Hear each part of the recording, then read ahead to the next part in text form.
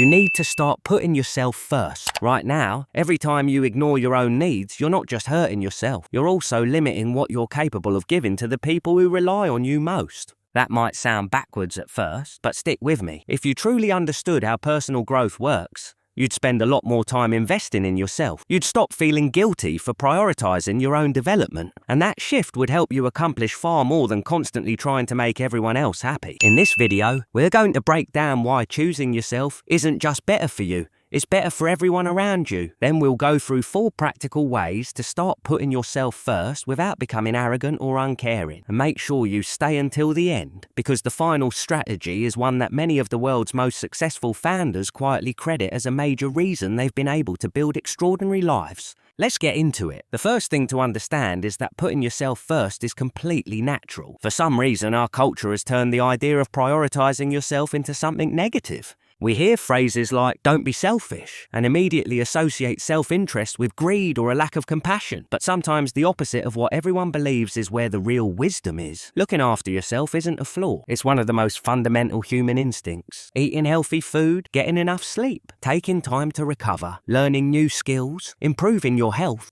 building your future. Every one of those actions starts with choosing yourself. Without that instinct, you wouldn't grow. You wouldn't chase meaningful goals. You'd simply stay where you are. The drive to improve your own life is built into who you are. Fighting against it because of social expectations only keeps you from becoming the person you're capable of being. When you stop viewing self-prioritization as something shameful and start seeing it as a responsibility, the quality of your life and your ability to make a difference in other people's lives begins to change. The second thing to understand is that giving everything away too early limits the good you can actually do. Imagine that, starting today, you devoted all of your time, energy and resources to helping other people while neglecting your own growth. Would you make a difference? You could improve someone's day. You could help people in meaningful ways. But your impact would always be limited by the skills, resources, experience and influence you've managed to build for yourself. Generosity is a beautiful quality. There's no question about that. But if you never invest in becoming stronger, wiser, healthier or more capable, you'll never maximize the amount of good you're able to create. Think about it this way. Imagine you own a small backyard chicken coop with just one hen. If you immediately give away every egg that hen lays, you'll help someone every single day. People will see you as generous, and you'll certainly be making a positive contribution, but your impact stays limited to that single egg. Now imagine taking a different approach. Instead of giving every egg away, you use them to hatch more chicks. Over time, those chicks become more hens. Your flock grows larger and larger. For a while, it might look like you're only focused on yourself. But eventually, your farm produces dozens of eggs every day instead of just one. Now your ability to help others is exponentially greater because you first invested in growth. The same principle applies to your own life.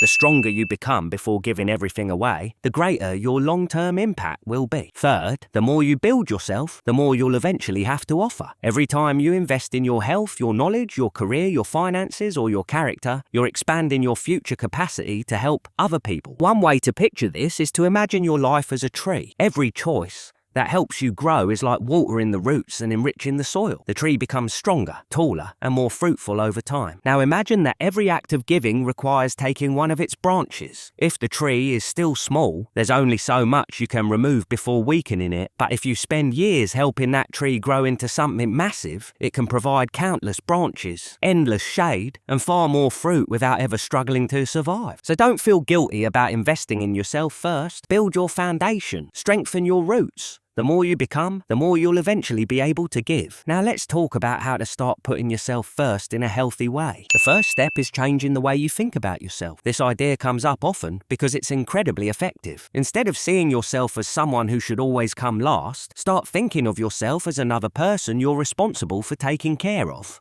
Almost like stepping outside your own mind and looking at yourself from a third-person perspective. If this were someone else, would you encourage them to eat well, get enough sleep, develop valuable skills, protect their time and build a better future? So why wouldn't you deserve that same level of care? Treat yourself the way you'd treat someone whose future genuinely mattered. Invest in that person's growth. Protect their potential instead of letting everyone else consume it before it has the chance to develop. Build their skills. Build their confidence. Build their opportunities. Think of yourself like a character in a game. Your goal isn't to stay at the same level forever. Your goal is to keep leveling up so you're prepared for bigger challenges and greater opportunities. Something interesting happens when you adopt this perspective. The compassion you normally reserve for everyone else finally begins to include you. When you start looking at your life this way, choosing yourself stops feeling selfish. Instead, it feels like you're making smart decisions for someone who's depending on you. That person just happens to be you. Once you begin thinking of yourself as someone you're responsible for developing, protecting, and guiding, something shifts. You become far more intentional about where your energy goes, what opportunities you pursue, and what distractions you allow into your life. It's one of the biggest mindset upgrades you can make, and you'll hear this idea come up often because it changes the way you approach almost everything. The second strategy is to practice delayed generosity. Maybe the idea of putting yourself first still makes you feel guilty. If it does, think about it differently. You're not giving up your desire to help people. You're simply postponing it. You're choosing to become stronger, more capable, and more resourceful first, so that when you do give, your impact is dramatically greater. It's the same principle as delayed gratification. You willingly pass on a small reward today because you're working towards something much bigger tomorrow. The same applies here. By investing in yourself now, you're increasing what you'll eventually be able to contribute to the people around you. And the reality is, most situations don't depend entirely on you anyway. It can feel like you're the one who has to step in and fix everything, but that's rarely true. People are resilient. Life has a way of moving forward. Many problems get solved without your involvement. That doesn't mean you shouldn't care. It simply means you don't have to sacrifice your own future every time someone else faces a challenge. Think back to the famous marshmallow experiment. Children were offered 1 marshmallow immediately or 2 marshmallows if they could wait just a little longer. The lesson wasn't really about marshmallows. It was about learning to delay immediate satisfaction for a much greater payoff later. The same mindset applies here. Resist the urge to spend all of your time, energy, and potential too early. There will be far greater opportunities to make a meaningful difference once you've built yourself into someone with more to give. And the third strategy is to become obsessed with building your capabilities. If you're going to prioritize yourself, you need to know exactly what you're building toward. What skills do you want to master? What assets do you want to own? What kind of influence do you want to create? What future version of yourself are you working toward? You can't move with intention if your destination is vague. Get specific. Write your goals down. Make them visible. Break them into small daily actions that move you forward. Every one of those actions is an investment in your future. And yes, they're centered around you. That's the point.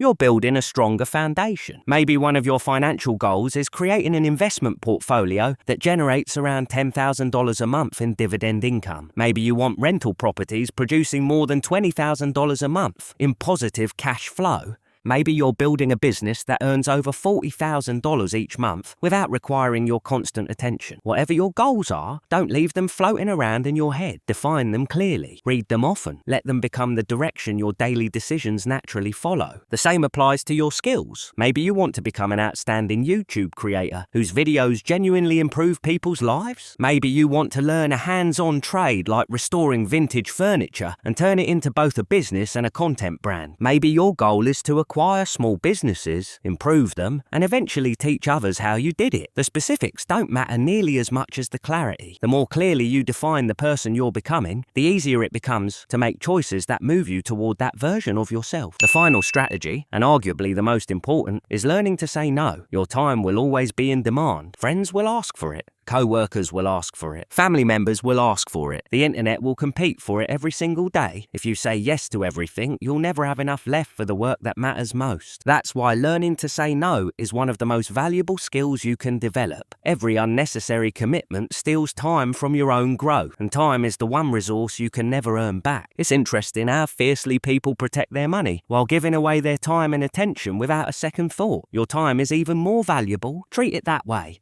At first, saying no will probably feel uncomfortable, especially if you've built your identity around being dependable or making everyone happy. But like any skill, it gets stronger with practice. Many of the world's most successful people have emphasized this exact principle. Warren Buffett once said that the difference between successful people and truly successful people is that truly successful people say no to almost everything. Steve Jobs believed that saying no is what allows you to focus on what actually matters. Jeff Bezos has also pointed out that real focus isn't just choosing what you'll pursue, it's deciding what you're willing to walk away from, even when those opportunities look attractive. The ability to say no creates space for the life you're trying to build. It protects your energy. It protects your attention. Most importantly, it protects your future. So if you're serious about becoming the strongest version of yourself, start choosing yourself more often. The people who truly matter won't lose because you invested in your own growth. In the long run, they'll benefit from the person you become.